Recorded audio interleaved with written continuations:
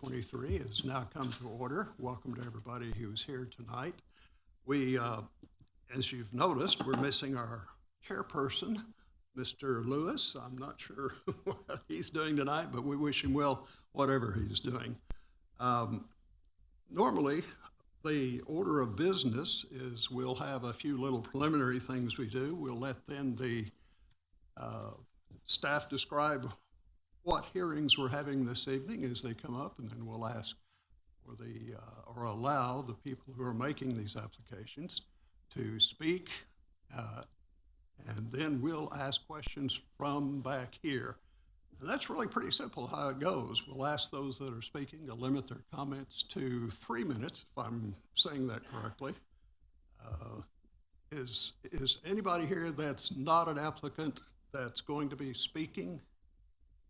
If you're good, so we have a little sheet for you to fill out if you're going to be a non-applicant that's going to be making any kind of comments or presentation.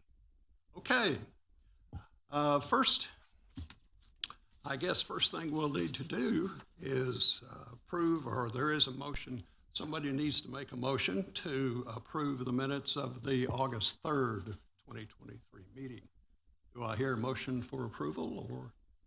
I'll make a motion to approve the second on that? meeting minutes of August the 3rd. And a second on that? I'll second it. A second on that. Any discussion?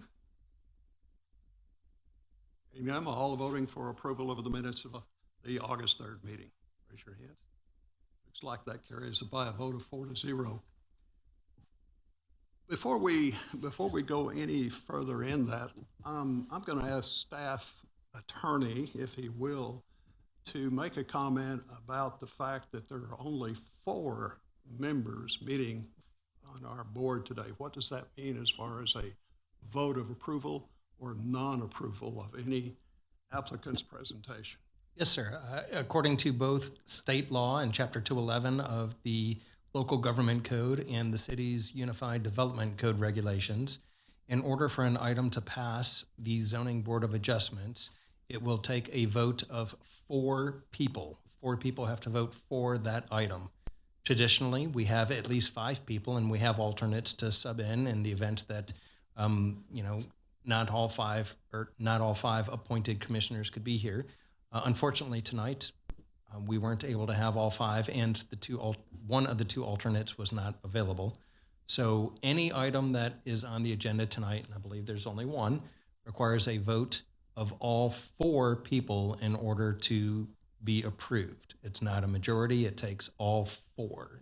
So tonight it would have to be unanimous decision. Thank you. Alrighty, we're going to our regular order of business tonight, and we have the first agenda item is for variance VARZ 2311, if I'm reading that correctly. Martin?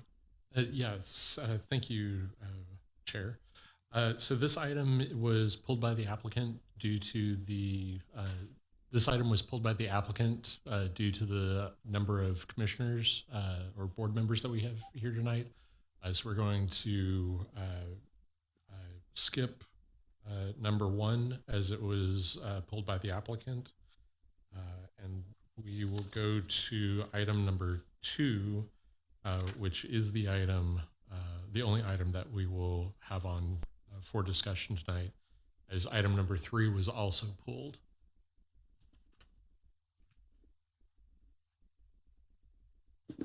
Just out of curiosity, does the city normally just reschedule these for the next hearing, or does the applicant have to reapply? No. It's a free reapplication. Or I should say it's not a reapplication. It's just pulled to the next agenda. Okay. The city tries to put it to the next scheduled meeting. Sometimes the applicant might already have another commitment, so sometimes it might be 2 months. But we're always willing to work with the applicants in those situations, and I think we've always been able to accommodate their current schedules. Okay.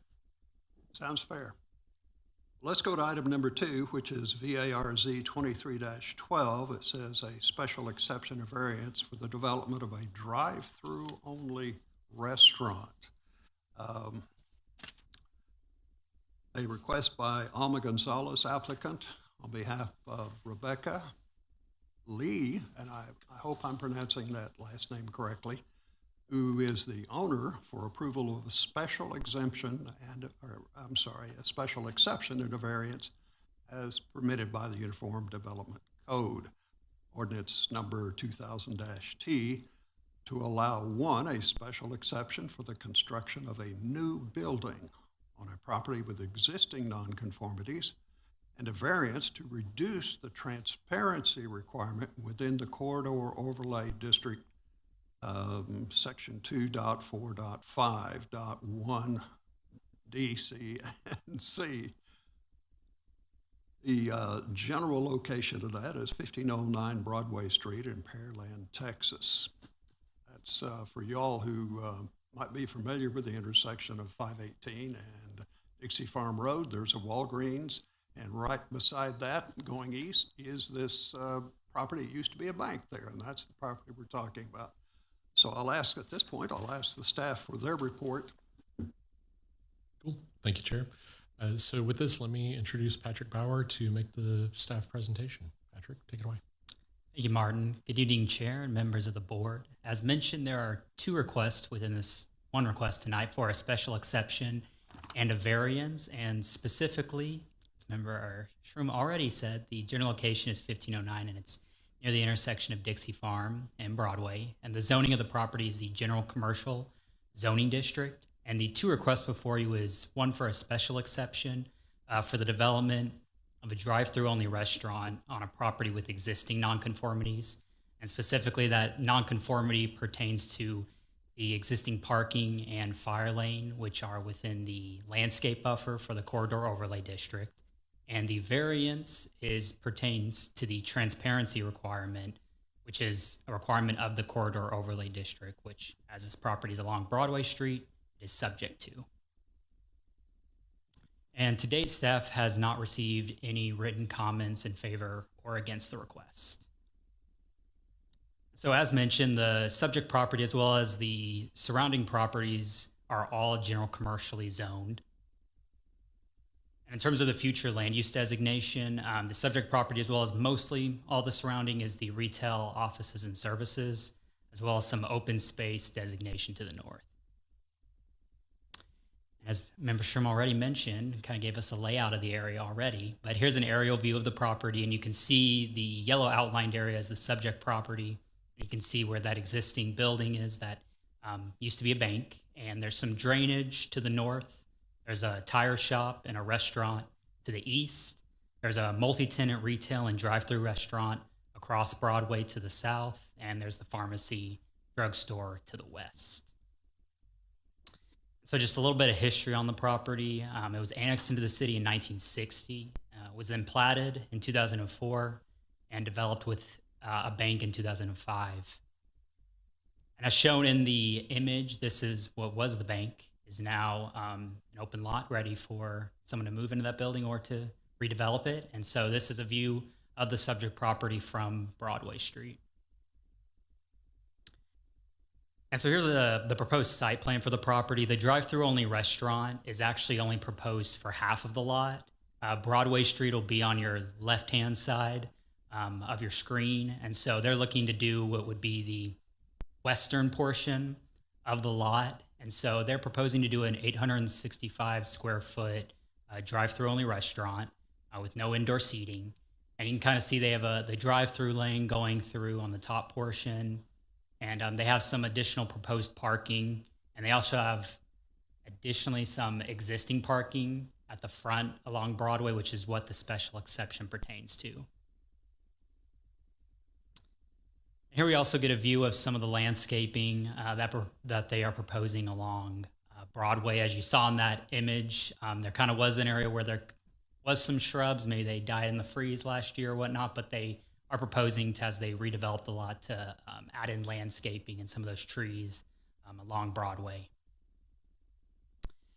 And so speaking first on the request one or request A, which is the special exception, it's specifically for the nonconformities on the site and to be able to develop on a site that has nonconformities. And so the corridor overlay district requires that a 30-foot landscape buffer be provided for any parking or maneuvering or loading areas that are in the front yard. And so that dashed line is that 30-foot landscape buffer, which is along Broadway Street. And the green outlined areas are the existing parking spaces that are within that 30-foot buffer, as well as the existing fire lane and drive aisle that is also within the buffer. And since this site was developed in 2004 or 2005, it was prior to the 30-foot landscape buffer being a requirement. And so staff finds that the request meets criteria 4 for approval of a special exception. And as mentioned, the existing property is classified as being nonconforming as pertaining to the 30-foot landscape buffer. And as shown by the landscape plan, they are proposing to add additional landscaping to come into conformance on the actual required street trees and shrubbery for the property. And the requested special exception is to allow for the existing parking and the fire lane along Broadway Street to remain within the required 30-foot landscape buffer as the property is developed. And so staff finds, therefore, that the approval of the special exception request to allow for the construction meets staff's requirements, and so we recommend approval. And just to mention, should have mentioned that at the beginning, while these two requests, the special exception and the variance, are related, as they have to do with the development of the site, they're two different aspects. So first, we're going to present the special exception and then the variance, and then staff suggests that you vote on these two requests separately as they kind of pertain to different aspects of the code. But moving forward, talking about the variance, this is specifically for the transparency requirement for the corridor overlay district. So along roadways such as Broadway Street that are designated with this corridor overlay district designation, there's a transparency requirement that at least 25% of the front facade or facade facing that thoroughfare or district is required to provide 25% transparency. So in the image you see, the applicant is requesting to do 13% of the facade as transparent. You can see that kind of in the image with the drive-through window as well as the window just to its left. And some of the reasoning for that from the applicant is, with it being a drive-through only restaurant, it's just a kitchen on the inside. There's no seating area. And so you're essentially looking into a kitchen area. That'd be like looking into the back of a kitchen of like a normal drive-through restaurant. And so in terms of the approval criteria for a variance, the request only met 3 of the 8 criteria for approval. And so while staff recognizes that the interior of the proposed building is to be used as a kitchen-only function, and the purpose of the reduced glazing is to mitigate the view of citizens looking into a kitchen area, staff, however, finds that the stated hardship is not unique to the property, as other drive-through only restaurants with no dining have been able to provide the corridor overlay district required transparency. So it's not a unique feature to the site, as other properties would be subject to that same requirement. Additionally, the hardship faced by the applicant is based on the design of the building, which potentially can be altered. And so therefore, staff is unable to recommend approval of the requested variance. And that concludes staff's report. Ready. Do we have an applicant representative here who'd like to make and what was your name, sir?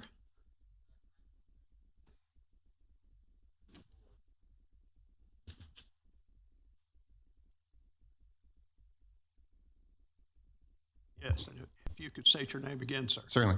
Graham Hildebrand. I'm the real estate development manager for Salad & Go here in Houston. Already, go ahead with your comments, sir, and please, we'll Certainly. limit your comment time to 3 minutes, please. Certainly. So I appreciate very much staff's report on both the special exception and the variance for the glazing. I'll focus mainly on the variance for the glazing. We provided a presentation for everyone that I would like to reference now that I believe is going to be pulled up on the screens. However, the main focus on the reason for our request for the variance on the glazing is with our building design, and I do appreciate, again, staff saying that it is a design that can potentially be altered. Since we are such a micro footprint concept with no dine-in, the way that we set our restaurant with the kind of back of house layout that we have, the glazing, if we were to go below kind of that window level and have that become more visible, you wouldn't see anything other than essentially our water lines, our data lines, and basically kind of our true back of house layout. It wouldn't add any visual appeal to the site to have additional ability to view that part of our building. It's going to be probably at the very bottom of our presentation, around page 31, I believe. The majority of the presentation, the first 15 or 16 pages, is, since we are new to the market, just our background.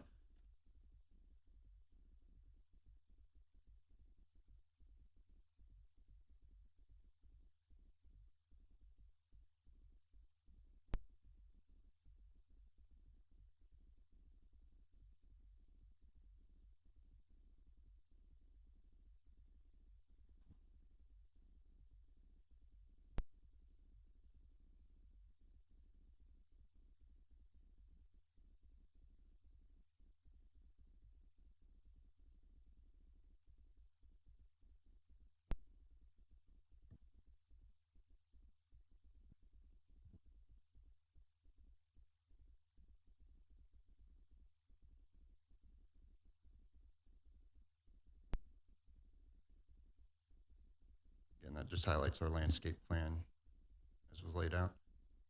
So as you can see here, starting, if you can scroll down to one more. Again, the 25%, one more slide if you could, please. If we were to, that's what you basically see if you're able to look into our buildings there. So all you're going to see is the back of house. If you go below the drive-through window, as you can see on that left photo, you're just going to see ice maker, chillers, and then again, our electrical conduit that we run. So to do a 25% glazing, while yes, it is part of what the city requires, it's not going to add any value or appeal, curbside or other, to the building itself. It's just going to create more of an eyesore. So if we can be allowed to have our 13% glazing, it will basically hide in the building and in our design. And if you scroll down one more slide for us, again, the elevations there, and one more slide after that actually gives a more zoomed in. This is, of course, the glazing. So we're showing in the dashed outlines there, that's the 13% that we would want to be able to be viewable. If you go below that where the brick is, again, that's just going to be the back of our water lines, our data lines, our chillers. You're seeing, back of house that will not make it appealing to anyone that's there on 518 driving past. I think to keep it as visually appealing as possible for any customers or citizens of Pearland or the surrounding areas, keeping it to that 13% glazing allows it to be just visually appealing, which is what you guys would want if we're redeveloping this site from the current bank. And I've opened the floor to any questions that you four gentlemen might have. All right, and we can address that when we get to the discussion among the members up here. Thank you very much for your presentation. I don't see anyone else in the room, but I'll ask anyway, is there anyone here that would like to make any further comments or a presentation about this tonight? Sir, are you here as a witness I'm sorry. Okay. with the owner. Would you You're the please owner, step to all the right. podium? We- Okay. Did you fill out a sheet of paper? Okay.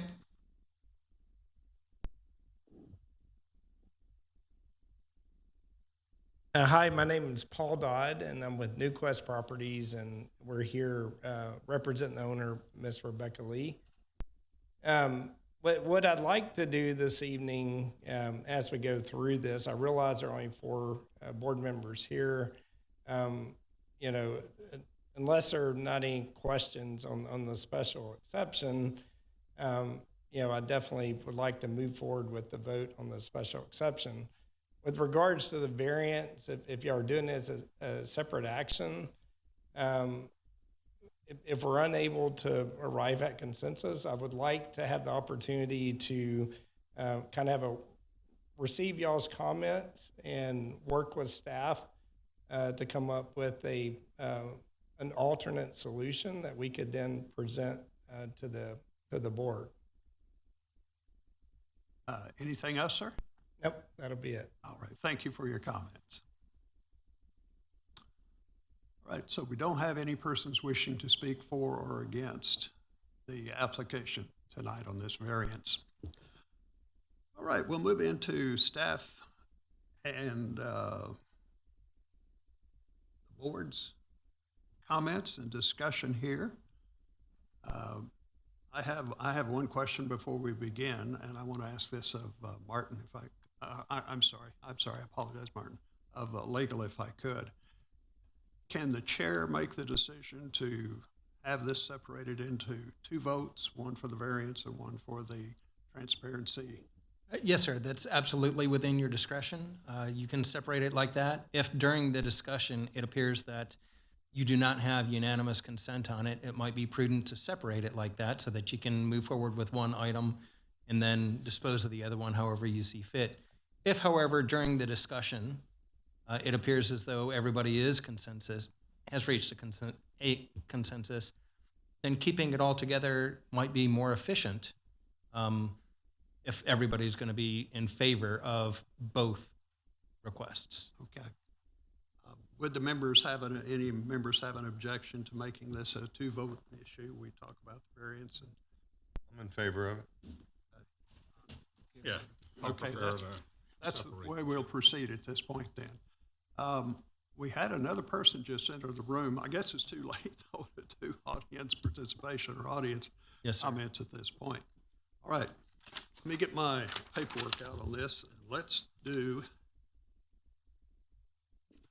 the application for the variant, or rather the special exception, excuse me. Martin, am I saying that right? We're going to do the special exception first, is the way the city has it phrased. Correct. And I've got it pulled up on the screen for you. And just as a reminder, we are recommending approval for the special exception. Okay. And the applicants are willing to put in some additional landscaping to help beautify that area. So that's one of the reasons why we're recommending approval for it. All righty. Any discussion among the members, board members, of questions concerning the exception? Comments, questions? Regarding the special exception. All right. Well, I'd like a motion if someone would like to make a motion with respect to the special exception that's being asked tonight in VARZ 23-12. Make a motion for application VARZ 23 I think it's 14. Was it No, 14? 12. Yes, 12. Dash 12. 12, yeah. To approve the special exception as presented. I'll second it. And we have a second. Any other discussion? Questions? All righty. All in favor of granting the special exception, raise your right hand. It looks like that's carried by a vote of 4-0. All right, moving on to the variance now. Let me find my notes here. This is, am I correct? City staff, this is what the city is calling a transparency. Yes, it's a Variance. variance to the minimum transparency Okay, requirements. I see. I'm probably the only one in the room at this point that still, I have a question about this. Is this view that I'm looking at here, it says front elevation, that's where persons that wanted to order food, that's what you would see from the 518 as you're driving down Broadway, that's the front of the building? Or is that the side, east side of the building? I'm sorry, west side of the building? So I can answer that. Again, Graham Hildebrandt, the real estate manager for Salad and Go. That would be because it is facing 518. That's the view that you would have. It's within our presentation, we kind of show a couple of our standard layouts in our other developed sites that kind of show something similar. Thank you. The reason I asked that is on these plans we have here, that looks like the very narrow part of the building there. And I didn't- Right. So the one on the left there kind of gives an indication, and the one in the center as well kind of show we have a variety of ways that you can pick up your salad with Salad and Go. We have our standard drive-through, much the same way that any QSR does. We also have our Mobile Express, which is on our design that we're sharing with you, which is where if you place it on your app, you get it at a design time. You come pick up your salad at that design time. And then we also have a walk-up window. So what you're seeing on that layout that has the glazing is also the kind of walk-up window that you would have. So where you would park along the front of 518 within that special exception that was granted, and then walk across our safety crosswalk up to the walk-up window. So if someone, instead of going through the drive-through, would be able to park and walk up and pick up the food that way. So on those three pictures we're looking at right here, is the right-hand most picture, is that what the west side of the building proposed remodeling would look like? Actually, if Martin could go back to the four elevations, I think would give us the best example or best view of that. So there we go. So, and my apologies, I probably need glasses now. I've gotten so old, but so obviously the upper right is the one that would be facing onto 518. The lower right is obviously the back side of the building that would be kind of facing the drainage. And then the one on the bottom left, or the bottom left there would be the one that is kind of facing the Waffle House. And then the one on the upper left would be the one that would be facing the Walgreens. Yes, the Walgreens. Yes.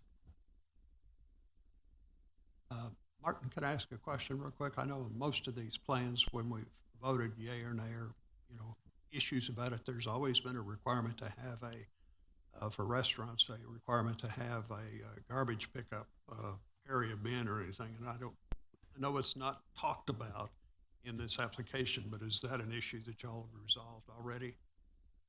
I believe that issue's already been resolved, and it's not an issue that's a part of the transparency discussion. Yes, we would probably be, if we're doing our standard layout, we basically would have kind of like a greened in wall around the trash receptacle for the Salad and Go. Would be at the back of the design. And then also, I believe on our landscape plan, we would actually be planting some shrubbery as well around that to hide it even further. A member, a consumer driving by on 518 would see this as a two-story structure all around. Is that true? It's a one-story structure. It's a 20-foot high structure. So it's a one-story, but the reason it looks like a two-story is basically above kind of that cutoff line of the gray there is where we house our AC units and electrical, like major components on the rooftop. So that's why it appears to be a two-story, but it's a true one-story building. It's a parapet wall that wraps around the Parapet wall. building. Oh, parapet wall. Okay, all right. Thank you, sir. Other questions from board members? I have a question. Was there a possibility of looking at possibly spandrel glass or even having glass frosted or decorated for the front elevation? I believe that is something that we have, one, discussed, and two, can certainly readdress with our architects and design teams as well to see what we were going for here was more of our standard layout, but it is something that we could look into for sure. I have a question for staff. Is the 25% rule, is this becoming the norm across government or development? Because it's the first time I've heard of the 25% rule, but I haven't been on the board long. So No, so the corridor overlay district has required the 25%, I believe since 2006 when it was adopted in to regulation. And, you know, that the goal of the city is to have more of a storefront appearance. We recognize that, you know, this is a different type of storefront. It's not necessarily the typical storefront where you have the big windows and your merchandise up by the front, so that way people driving by can see into the building, or you know, public safety people can see in to be able to help out with any emergency issues going on.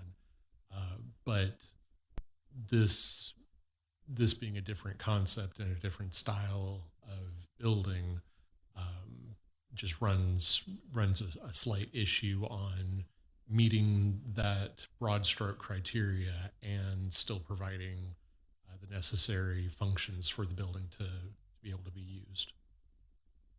My concern would be even if you made people put 25% transparency up there, what's to prevent them from, such as frosting the glass, painting the glass, and you're right back to maybe even an eyesore versus something that's nice looking. So I've worked in a restaurant before, and I really don't want to see the kitchen. I'll just be quite frank about it. So No. I understand the concept, especially for public safety, but it's kind of the wrong, in my opinion, the wrong shoe to fit the foot. But And that's one of the issues that we have when we have broad stroke regulations that are across the board. And, you know, that we recognize that and feel that this is a compromise, and it's not a full disregard of the transparency rule. Staff does work every day with applicants and business owners to provide for transparency at their businesses and to ensure that you know, we don't end up with frosted or fully covered windows, so that way we maintain that look and feel that people have come to expect for the town. You know, again, just recognizing that this is a unique building and that it is geared towards not having customers inside the building. But at the end of the day, you know, this it may not be on this particular slide. This is a great slide to come back to. You know, we're talking about in total 90 square feet, roughly, to get up to 25% of the overall frontage. So it's a very small area, and to think that the glazing in between what is being proposed at 13% and to get up to 25 is really only a 40 square foot difference. So a sheet of plywood, roughly, is the difference in between compliance and what is being asked for today. shorten the building, and you'd be good to go. So, Shorten the overall height of the building, and you'll be down to 5%. but then we wouldn't have quite as grand buildings Oh, I on Broadway agree. that we would desire. So, So, you know, staff recognizes that this is again fitting that proverbial square in a round hole. But you know, that's one of the reasons why we wanted to gauge board's interest in this. If we are uncomfortable providing for this variance at this time, let staff and the applicant work back on it and come to an agreement that better suits you know, the board's desires. But if the board thinks that this is okay for today, let's go on ahead and get it taken care of. Martin, do we have, or do you know of other businesses where this type of glazing issue has come up, or do we have existing construction in the city that does not meet the 25%? I wouldn't say that it does not meet, because in order to have approval through the regular permitting process. It has to meet the Unified Development Code. Y'all recently saw the Starbucks just shy of 288 on, is it Sunrise Meadow or Sunrise, in that area, that y'all provided for a special exception on the landscaping, but they met the transparency requirement. They had a longer wall to fit it on, but that longer wall also meant that they had more area that they had to comply with. But I believe that they just ran a border across the top. So that was the city, I don't remember that particular one, but you say we approved that? We voted to approve that? The transparency wasn't an issue for them. Oh, They did not present the transparency as an issue for the board's. I'm sorry, I understand. Okay.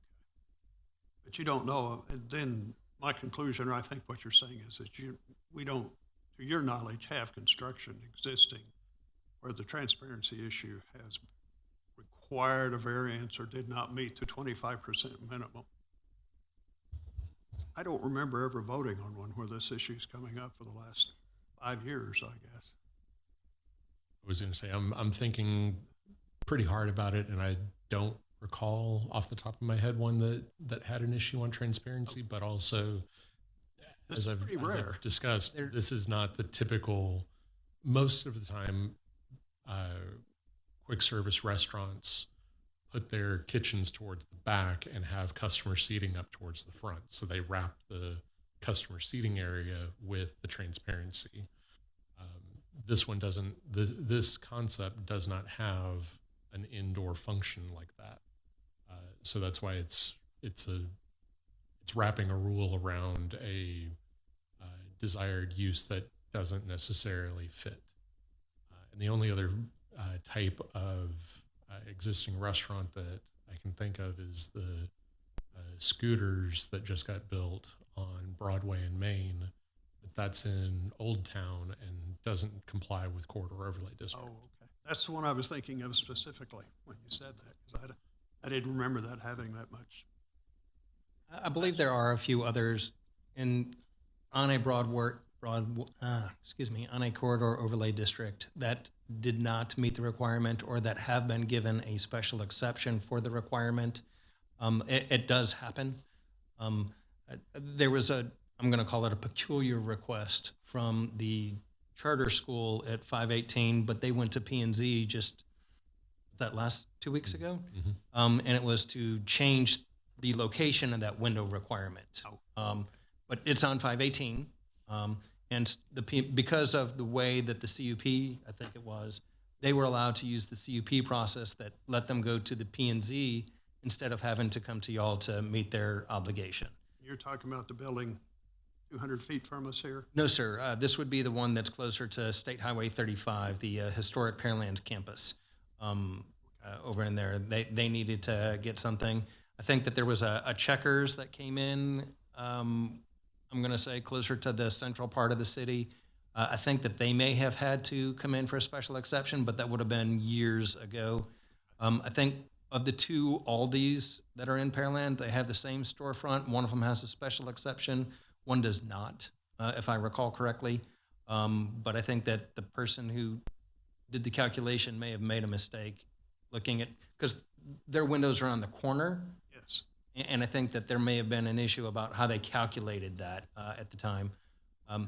But it's the smaller buildings such as this one, and we don't have anything that is drive-through only that is on the corridor overlay that is this small that I'm familiar with, other than the Checkers and maybe the scooters that are a little bit more challenging because of this. And that's why they have the ability to avail themselves to the variance process for the ZBA.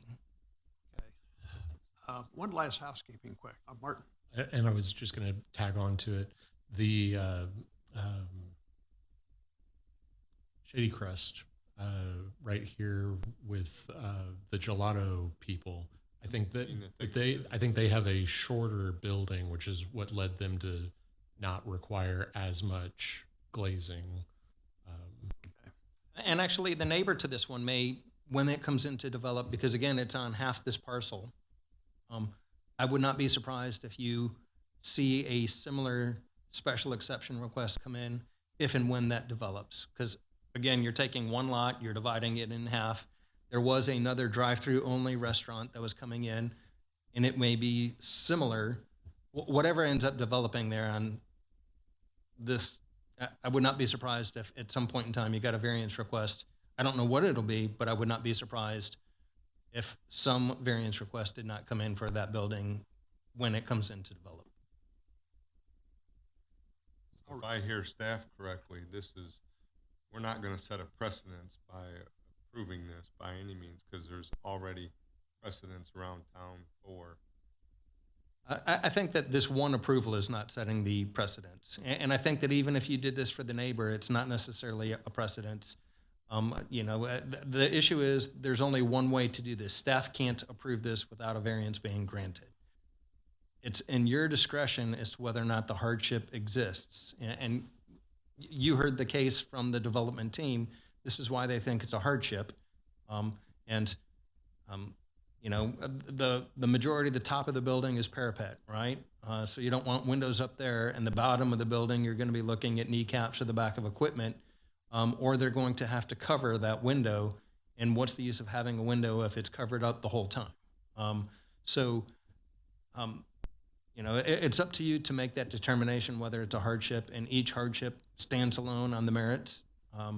Staff is unable to make the recommendation based on the criteria, but that's the function of the board. Any other questions? Just a question for Lawrence. We do have the option of having staff and the developer and owner maybe come to a compromise before we make a vote, or if we were to make a vote, correct? Or No, sir, not before a vote.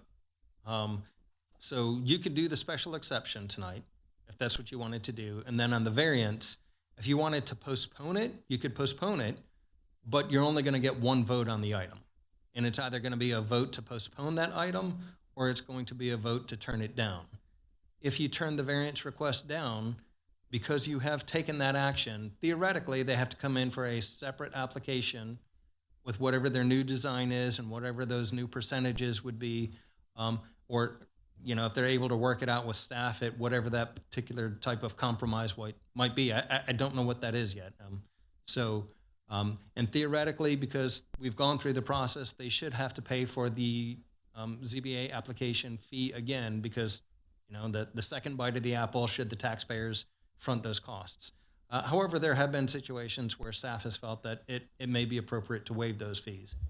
I'm not here telling you today whether that will or will not happen, but what I would say is that what I think I heard from Mr. Dodd on behalf of the owner is that if he does not hear a consensus among you in regards to the variance request for voting that forward, he would like to move for that item to be postponed, and then it is in your discretion whether to do that or not. Or at least that's the way I'm phrasing it, so that we can keep the process moving forward, so to speak, and them have to not reapply and pay the fee again. And just to add small flavor to that eloquent description, we are guaranteed to have a December meeting, so it's not like we would be calling an additional special meeting just for this item. Okay. I'm going to ask one last technical question I guess, of the city. Where do we measure from when we determine the 200 feet distance for notification? I mean, this is basically a north-south rectangle. Where do you start your measurements from to determine 200 feet? So all of the measurements are taken from the property line and measured out from that property line. Which property line? We went with the total property on this one. So all of the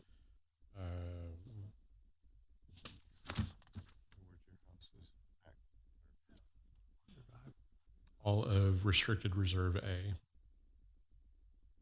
So one of the measurements then would be from the north line, from the north side, and then there'd be one at the 518 side, 200 feet. Good. My house backs up to that property, and I didn't get a notice, and I was just wondering where you you began to measure from It's a pretty wide creek, so Yeah, it is. that's probably the reason It's why. 360 feet away. 360 feet. So Okay. 160 feet away, too far for you to receive a notice as an applicant and potentially disqualify you from participating in the meeting tonight. That's right. Well, I've driven that parking lot a bunch of times, and I see the, you know, the notice there out in the parking lot, but it never dawned on it that I'd be here tonight looking at this. Alrighty, any other comments, any other questions, any other? No, sir. All right. Since we've divided this issue up into two separate votes already, give me a sense of the board, if you would, some comments. Do you want to see this be deferred a little bit to allow the owner or the architect and the city to possibly work something out, maybe as instead of going with a straight up or down yes or no vote? I'll tell you how I feel about it. I own a business, and every square inch, every square foot of that building is important to you. And I think the design looks good. I don't have a problem with it. I understand the concern with the city because they're following the rules, but the picture that y'all showed us is proportional. It looks good. I don't see why we'd want to mess with a design and make the window bigger when I don't think that's going to be the important part about people driving down the road, seeing who's back there working. Now, if I go to Sonic sometimes and sit there, and it's kind of entertaining to watch the people fix your drink, but I'm also wanting to know how they're fixing my drink. So that's a little bit different story. In this case, this is for front view, so I personally don't have a problem with it. And that's my thoughts. I mean, because of the nature of the building and the services being provided, I would support. Yes. My background's architecture, so I have the aesthetics of seeing views. But then I do understand proportion. I think I would be comfortable making the vote. Voting tonight. How about you? I'm really comfortable voting tonight personally, so I have no hesitation. All right, given that, then I'd like to hear a motion from somebody with regard to the, what are we calling it again, Martin? Not I've got it pulled up on the screen for you. variance. Here we go. I'll make a motion. We approve the variance 23-12 for the transparency as presented. Is there a second? Second. All right, it's been a motion and a second to that. All those in favor of approving the variance 23-12 as presented, raise your right hand. Motion carries 4-0. And as far as I know, that concludes our business tonight for the November the 3rd hearing of the Zoning Board of Adjustments for Pearland. Did you want to announce the time? Member Schrum? Time, and I'm sorry, I have it at 6:49. I second that motion. So moved. Great job. Thank you, thank you, thank you. Take care.